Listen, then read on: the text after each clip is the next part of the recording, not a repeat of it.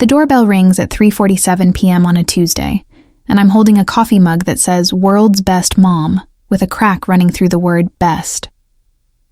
I don't know why I still use it. Habit, maybe. Or punishment.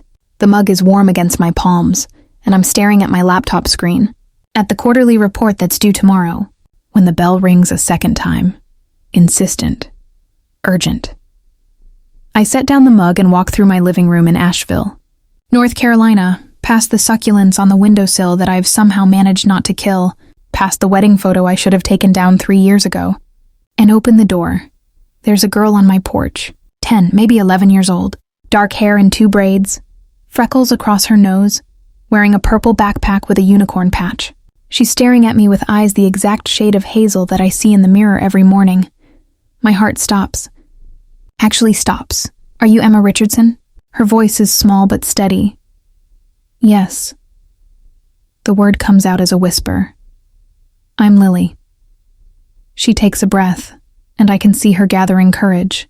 I'm your daughter, the world tilts. The porch, the street, the mountains in the distance all blur together. Because my daughter died.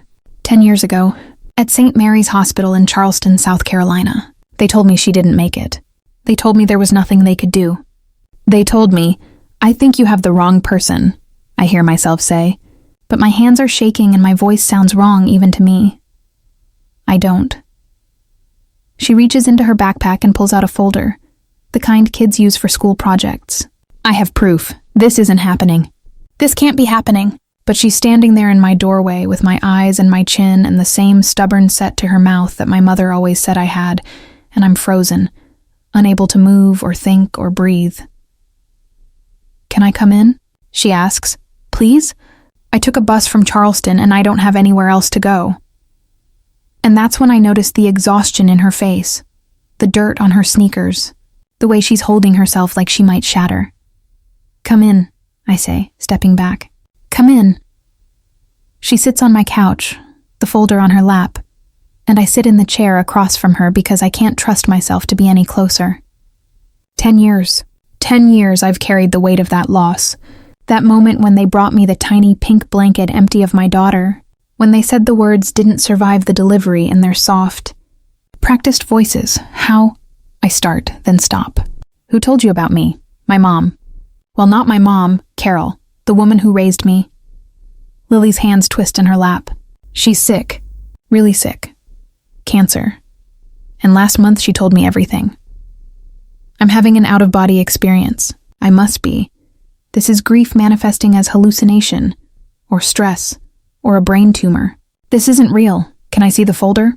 She hands it to me. Inside is a birth certificate. Mine. Emma Louise Richardson, born March 3rd, 1990 in Raleigh, North Carolina. Parents, Patricia and David Richardson. And below it another document, a birth certificate for Lily Grace Henderson, born August 15th, 2015 at St. Mary's Hospital, Charleston, South Carolina. Mother, Emma Louise Richardson. My hands are shaking so hard the papers rattle. They told me you died, I whisper. They told me, Carol said there was a mistake, that the hospital mixed up babies, that another woman's baby died, and they gave me to her by accident. Lily's voice is matter of fact, but I can hear the tremor underneath. But then she got really sick, and she said she had to tell me the truth. She said she and her husband couldn't have children, and when she saw me in the hospital, she just took me. She said no one would miss one more baby, that you were young and alone and would move on. The room spins. I grip the arms of the chair until my knuckles turn white. She kidnapped you. She loved me. Lily's eyes fill with tears. She was a good mom, but she's dying, and she said I needed to find my real mother before it was too late. I stand up. Sit down, stand up again. My brain can't process this. Can't reconcile the girl sitting on my couch with the ghost I've been mourning for a decade. I need to make a phone call, I say. Stay here, please. In my bedroom, I close the door and dial with shaking fingers. Jennifer answers on the second ring. Emma? What's wrong? Jennifer Chen has been my best friend since college. She's a pediatrician at Mission Hospital. She's seen me through the pregnancy, the loss, the 3 years of therapy afterward. She's the only person who knows the full story. There's a girl in my living room who says she's my daughter. Silence. Then what? I tell her everything in a rush. The doorbell, the eyes, the birth certificate, the story about the woman who took her. Jesus Christ. Jennifer breathes. Don't move. I'm coming over. She arrives 20 minutes later with her medical bag and an expression of barely controlled shock. Lily sits on my couch, small and scared, and so achingly familiar it hurts to look at her. Hi, Lily. I'm Dr. Chen. I'm Emma's friend. Jennifer's voice is gentle, professional. Would it be okay if I examined you? Just to make sure you're healthy after your trip? Lily nods. I watch Jennifer check her vitals, look in her ears, ask questions about her medical history. Normal doctor things. While Lily talks about her schools and her favorite foods and the house in Charleston she grew up in, I study her. Really study her. She has a scar on her left eyebrow. I had the same scar from falling off a swing when I was 7. Her second toe is longer than her first, just like mine. She bites her lower lip when she's nervous, a habit I've spent years trying to break. Emma, can I talk to you in the kitchen? Jennifer's voice pulls me back. In the kitchen, Jennifer closes the door and turns to me with wide eyes. That could be your daughter. Could be. The physical similarities are striking. But we need DNA tests. We need to verify her story. We need to... She stops, takes a breath. We need to call the police. The police. Of course. Because if this is real, if Lily really is my daughter, then someone committed a crime. Multiple crimes, kidnapping, fraud, God knows what else. And we need to figure out who Carol Henderson is and where she is right now. I pull out my phone, search for Carol Henderson Charleston SC. There are dozens of results, but one catches my eye. An obituary from 2 weeks ago. Carol Ann Henderson, 48, lost her battle with pancreatic cancer. Survived by no immediate family. No immediate family. Because the daughter she raised wasn't legally hers. She's dead, I tell Jennifer. The woman who took her. She died 2 weeks ago. Jennifer leans against the counter. So Lily's been alone for 2 weeks? She said her mom died and told her to find me. She must have been in foster care or... I stop. I need to talk to her. Back in the living room, Lily is examining the photos on my bookshelf. She's holding one of me and my parents from my college graduation. Are these my grandparents? She asks. My throat closes. Yes, they died in a car accident 4 years ago. I'm sorry. Me too. I sit on the couch, pat the cushion beside me. Lily, honey, I need you to tell me everything. Starting from when your mom, when Carol, died. She sits, pulls her knees up to her chest. She died on October 10th at home. The hospice nurse called someone from social services, and they wanted to put me in a foster home, but I ran away. I had money saved, birthday money, allowance. I bought a bus ticket. Carol had given me all the papers before she died. The birth certificates. A letter explaining everything. She said I needed to find you. Where have you been staying? Different places. A youth hostel in Columbia. A library bathroom. Last night I slept in a park. Her voice is small. I was scared. Jennifer and I exchange looks. 2 weeks alone. This child has been alone for 2 weeks. You're safe now, I tell her, though I'm not sure of anything anymore. We're going to figure this out. The police arrive 40 minutes later. Detective Marcus Washington is tall, early 40s, with kind eyes and a notepad he fills with careful handwriting. He listens to Lily's story, examines the documents, takes photos of everything. This is going to require investigation, he says. Hospital records, DNA testing, interviews. It could take time. How much time? I ask. Weeks, maybe months. In the meantime, Lily will need to be placed in protective custody until we can verify. No. The word comes out sharper than I intended. She's not going into the system. Ms. Richardson, I understand this is difficult, but until we can confirm her identity, she's my daughter. I'm surprised by the certainty in my voice. I don't need a DNA test to tell me that. Look at her. She's mine. Detective Washington studies Lily, then me. The resemblance is notable. But legally, what do we need to do? For me to have custody of her while you investigate? You'd need to apply for emergency foster care status. It's a process, but given your relationship to the alleged victim and the circumstances, I can expedite it. We'd also need to involve Child Protective Services. Alleged victim. Lily is staring at the floor, and I want to pull her close and promise that everything will be okay. but I can't make promises I'm not sure I can keep. The next 3 days are a blur of interviews, paperwork, DNA tests. A social worker named Patricia Gomez comes to inspect my house, asks me questions about my income, my mental health history, my plans for childcare. I answer everything honestly. Yes, I've been in therapy for grief counseling. Yes, I work from home as a financial analyst for Bennett and Associates. Yes, I have a spare bedroom that I've been using as an office but can convert immediately. Jennifer is my character witness. She tells them I'm stable, responsible, capable. She doesn't mention the 2 years after the loss when I barely left my apartment, when I couldn't look at babies without breaking down, when I seriously considered whether living was worth the pain. On the 4th day, Patricia approves my emergency foster care application. Lily can stay with me while the investigation continues. This doesn't mean she's yours, Patricia warns. This means you're providing temporary care while we sort out the legal situation. Don't get too attached. Don't get too attached. As if that's possible. As if this child with my eyes and my laugh and my stubbornness isn't already carved into my heart. That night, I show Lily to her new room. I've moved my desk to the corner of my bedroom, put up curtains with stars on them, bought a comforter in purple because she mentioned it was her favorite color. "This is mine," she asks, standing in the doorway. "This is yours." She drops her backpack, the only possession she has, on the bed and turns to me. "Why did you leave me?"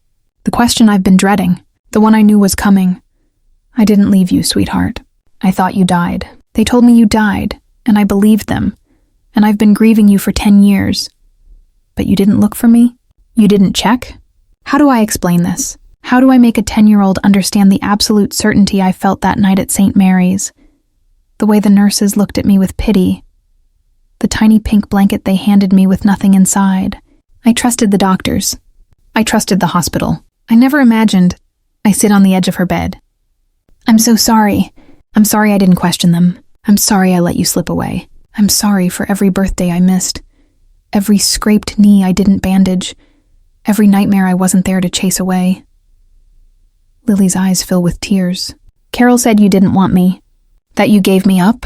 That's not true. I wanted you so much. You were everything I'd hoped for. When they said you were gone, something broke inside me that never healed." She crawls onto the bed, pulls her knees to her chest. "I don't know how to do this. I don't know how to have a new mom. I don't know how to do this either. But maybe we figure it out together." She nods, wiping her eyes with the back of her hand. "Can you tell me about Carol?" I ask gently. "What was she like?" And slowly, haltingly, Lily tells me about the woman who raised her. Carol, who made pancakes every Sunday. Carol, who helped with homework and took her to piano lessons and read Harry Potter aloud, even when she was too sick to sit up. Carol, who loved her and lied to her and left her to find her way back, to a mother she'd never known. I listen and nod, and try not to feel jealous of a dead woman who stole my daughter and apparently gave her a good life. It's complicated. Everything about this is complicated. That night, after Lily falls asleep, I sit at my laptop and start digging. St. Mary's Hospital in Charleston. August 2015. I search for news articles, hospital records, anything that might explain how a baby could be stolen without anyone noticing. I find something on the 3rd page of search results. A small article from the Charleston Post and Courier dated August 20th, 2015. Hospital launches internal investigation after baby mix-up scare. The article is brief, stating that St. Mary's Hospital was investigating a potential clerical error that resulted in 2 babies being temporarily confused in the nursery. The issue was caught and corrected within hours. No names were mentioned. 2 babies, confused. What if it wasn't corrected? What if the baby who died was someone else's child, and that family went home with an empty blanket while Carol Henderson walked out with mine? I call Detective Washington at 11 p.m. He answers on the 5th ring, voice rough with sleep. "Ms. Richardson, is everything okay? I found something." I tell him about the article. There's a pause, then the sound of him fully waking up. "Send me the link. I'll look into it."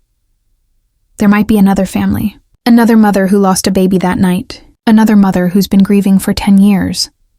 "Let me handle the investigation," he says, but his voice is tight. He sees it too, the implications. The DNA results come back 6 days after Lily arrived. Jennifer calls me at 8 a.m. with the news. It's a match. She's your daughter, Emma. Biologically, legally, definitively yours. I sit down hard on my kitchen floor. Lily is upstairs getting ready for the day, brushing her teeth with the purple toothbrush I bought her, wearing the clothes we picked out together at Target. She's mine. She's actually mine. There's more, Jennifer says. The hospital has been cooperating with the police investigation. They found records showing that 2 babies were born within an hour of each other on August 15, 2015. You and a woman named Michelle Garrett. Both single mothers.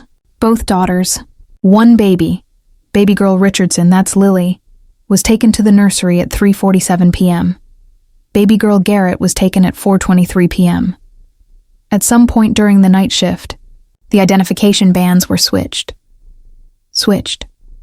According to the records, baby girl Garrett died at 6:15 a.m. on August 16th due to complications from an undiagnosed heart defect. The nurses went to notify the mother, but they looked at the wristband and went to your room instead of Michelle Garrett's room. I'm going to be sick. So Michelle Garrett went home with my baby? No, that's where it gets complicated. Michelle Garrett was discharged the next morning with her baby, who was actually your baby, but there's no record of her after that. No forwarding address, no follow-up appointments, nothing.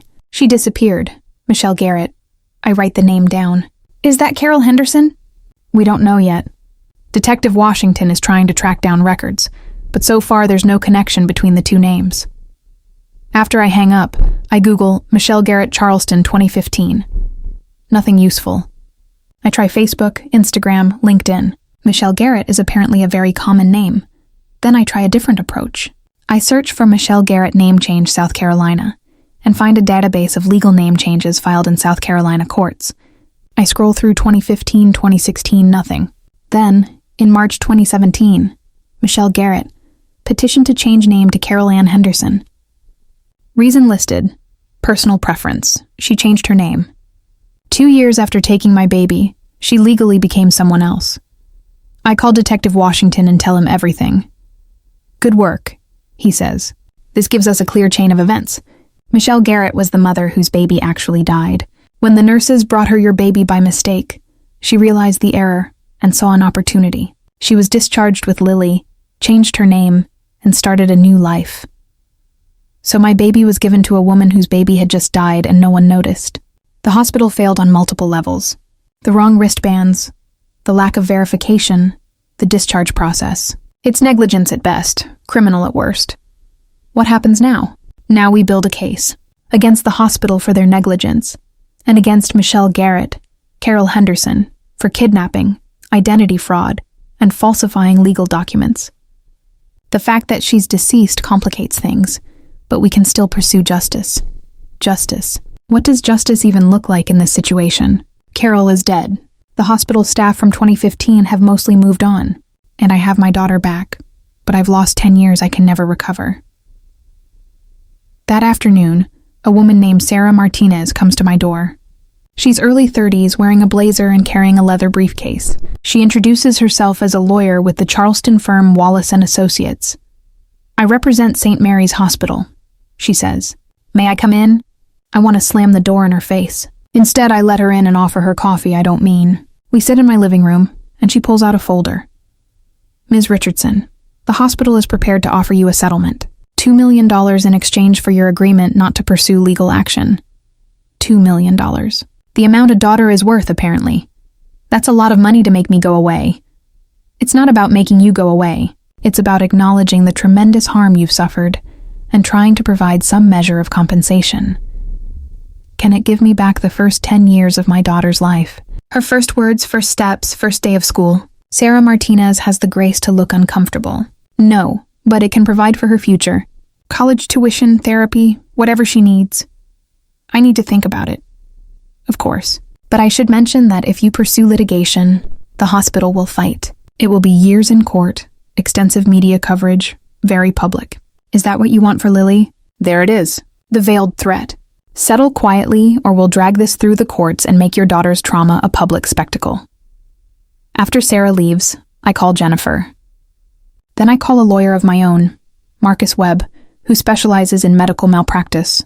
He comes to my house that evening with 3 associates and takes notes while I tell him everything. "They're lowballing you," he says when I finish. "This is one of the most egregious cases of hospital negligence I've seen. We're talking about a decade of emotional damages, lost time, the trauma to your child. We should be looking at 10 million minimum. I don't want money. I want them to admit what they did. Then we go to trial. We make them testify under oath. We get every nurse, every administrator, every person who touched your case to explain how they let a baby be stolen from their hospital. How long will that take? 2 years, maybe 3. 2 years of depositions and court dates and reliving the worst moment of my life. 2 years of Lily hearing the details of how she was taken, how she was lied to, how the adults in her life failed her. Let me think about it. That night, I sit in Lily's room while she does her homework. Math problems, spelling words, normal 4th grade stuff. She's been enrolled at Asheville Elementary for a week now. Her teacher, Mrs. Patterson, says she's smart, quiet, making friends slowly. "Emma?" She looks up from her worksheet. She hasn't called me Mom yet. I don't push. "What's going to happen with the hospital?" "What do you mean?" "That lady who came today. She was from the hospital, right? Smart kid, observant." "Yes. They want to give us money to say sorry for what happened." "Do you want the money?" "I don't know. What do you want?" She chews on her pencil eraser, thinking, "Carol used to say that sometimes people make mistakes and you have to forgive them. But this wasn't a mistake, was it? They didn't check. They didn't make sure. They just gave me to the wrong person and no one noticed." "No, it wasn't a mistake." "Then they should say sorry. For real sorry. Not money sorry." Out of the mouths of babes, I call Marcus Webb the next morning. "Let's go to trial." The lawsuit is filed on November 3rd. St. Mary's Hospital, 3 administrators, 5 nurses from the 2015 maternity ward. We're seeking damages for emotional distress, negligence, and deprivation of parental rights. The hospital's response is to deny everything and blame Carol Henderson for perpetrating a fraud. They're going to argue that they were victims too. Marcus tells me that they had no way of knowing Michelle Garrett would steal a baby. She was discharged with the wrong baby. How is that not their fault? Oh, it absolutely is. But they'll try to minimize their responsibility. The media picks up the story in December. Woman reunited with daughter 10 years after hospital declared her dead, reads the headline in the Asheville Citizen-Times. Then CNN calls. Then Good Morning America. Then everyone. I decline all interviews. Lily doesn't need to be on national television. But the story spreads anyway. And suddenly I'm getting messages from other mothers who were told their babies died, who wonder if maybe, possibly, their children are out there somewhere too. I start a support group. Just me and Jennifer and 3 other mothers from the Asheville area who've lost children in hospital births. We meet at the community center on Mitchell Avenue every Tuesday evening. We talk about grief and rage and the impossible task of trusting medical systems that failed us. One of the women, Angela Ross, tells me her daughter was stillborn at Mission Hospital 6 years ago. She never saw the body. They told her it was better that way, that she should remember her baby as she was. Angela is beginning to wonder if they were telling the truth. "You should request the records," I tell her. "You have the right to see them." She does. 2 weeks later, she calls me crying. There's no death certificate on file, no record of a stillbirth, just a note in her medical chart that says, "Patient discharged, no infant." No infant. As if her daughter simply ceased to exist. Angela files a missing persons report.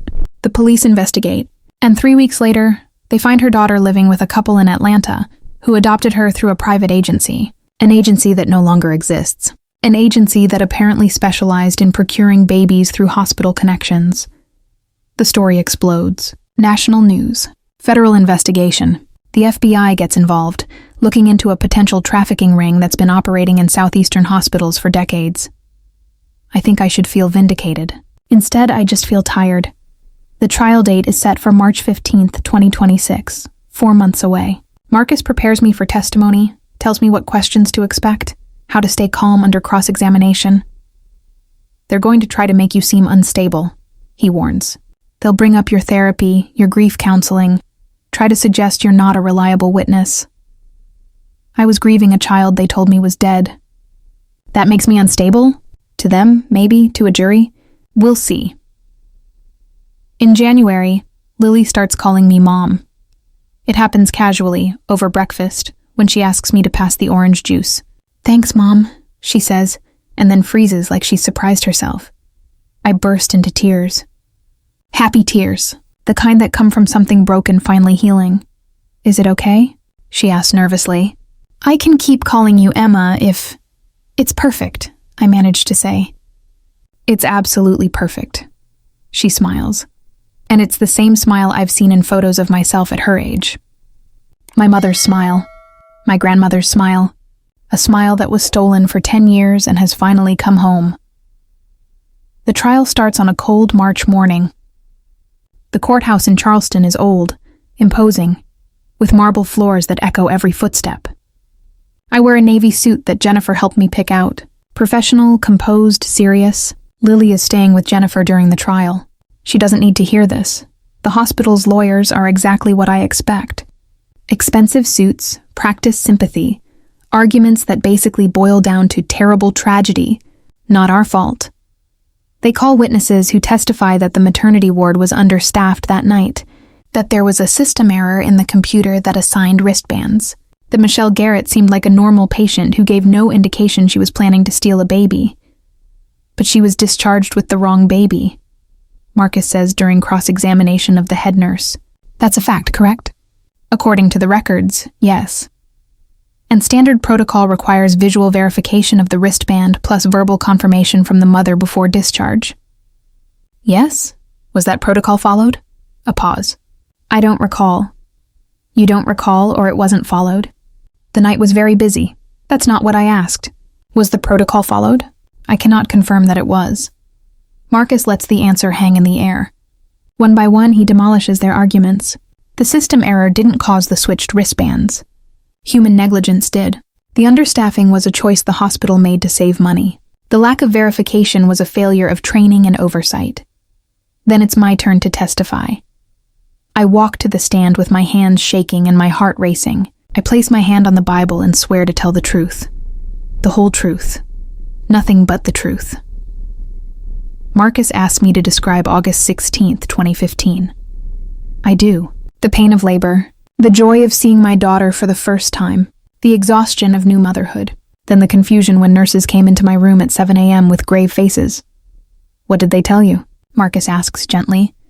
"They said there had been complications, that my daughter had a heart defect they didn't catch, that she died at 6:15 that morning. What did you do?" I screamed. I begged them to let me see her. They said it was better if I didn't, that I should remember her as she was. "Did you ask to see the body?" "Yes, multiple times. They kept saying it was better this way, that it would be too traumatic. I was 19 years old, alone, and they were medical professionals. I trusted them." "If they had shown you the body, would you have known it wasn't your daughter?" "Yes," my voice breaks. "A mother knows her child." The hospital's lawyer cross-examines me. She's young, aggressive, determined to poke holes in my story. "Ms. Richardson, you were in labor for 18 hours. You were on pain medication. How can you be certain you would have recognized a different infant?" "Because I held my daughter. I counted her fingers and toes. I memorized her face. You were also suffering from postpartum hormones, emotional distress. Isn't it possible your memory of that time is unreliable?" "My memory is perfectly reliable. I know what they told me, and I know it was a lie." "You've testified that you've been in therapy for grief counseling. Is it true that you were hospitalized for depression in 2016? Marcus objects, but the judge allows it. I take a breath. Yes.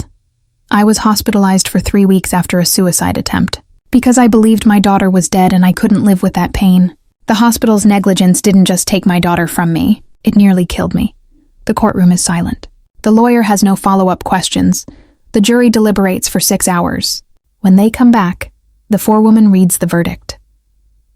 "We find in favor of the plaintiff on all counts." The judge awards me $8 million in damages. The hospital is also required to issue a public apology, implement new verification protocols, and undergo an independent audit of their maternity ward practices. Outside the courthouse, reporters swarm. I read a prepared statement. This was never about money. This was about accountability. This was about making sure no other mother has to go through what I went through. I hope St. Mary's Hospital learns from their mistakes and does better in the future. Then I drive back to Asheville, back to the daughter who's waiting for me, back to the life we're building together. 6 months later, Lily and I are sitting on our back deck, watching the sunset paint the Blue Ridge Mountains in shades of orange and pink. She's reading a book, her feet propped up on the railing, completely at home in a way she wasn't when she first arrived. "Mom," she says, not looking up from her book. "Yeah? I'm glad I found you." "Me too, baby. Me too." The money from the settlement is in a trust for Lily's future, college, whatever she wants to do with her life. I'm back to work full-time at Bennett and Associates, and I've even gotten promoted to senior analyst. The house feels like a home now, filled with Lily's drawings and school projects and the comfortable chaos of a 10-year-old's life. Sometimes I think about Carol Henderson, Michelle Garrett, whatever her name really was. I think about the woman who stole my daughter and loved her, and in her final days, did the right thing by sending her back to me. I can't forgive her, but I can acknowledge that Lily had a good childhood because of her, even if it was built on a lie. The support group continues. Angela's daughter is home now, adjusting, healing. 2 other cases have been identified through the FBI investigation. Children are being reunited with their biological families. The hospital trafficking ring has been shut down. There's a documentary being made about the case. I've agreed to participate, but only if Lily is comfortable with it. She's thinking about it. She's brave like that, my daughter, willing to share her story if it might help someone else. Every morning, I wake up and go to her room to make sure she's real, that this isn't a dream I'll wake from. And every morning, she's there, sleeping with one arm thrown over her head, her dark hair tangled on the pillow, my daughter in every possible way. They say you can't get back lost time. That's true. I'll never have those first 10 years. I'll never hear her first words or see her first steps or read her bedtime stories when she was small enough to fit in my lap. But I have now. I have every morning and afternoon and evening going forward. I have school plays and birthday parties and driving lessons in the future. I have a daughter who calls me mom and hugs me goodnight and is learning to trust again. The doorbell rang one Tuesday afternoon, and my whole world changed. Sometimes the universe takes something precious from you, and you learn to live with the absence, the grief, the permanent scar. And sometimes, if you're incredibly lucky, the universe gives it back. Not the same. Never the same, but real and present and fighting to heal.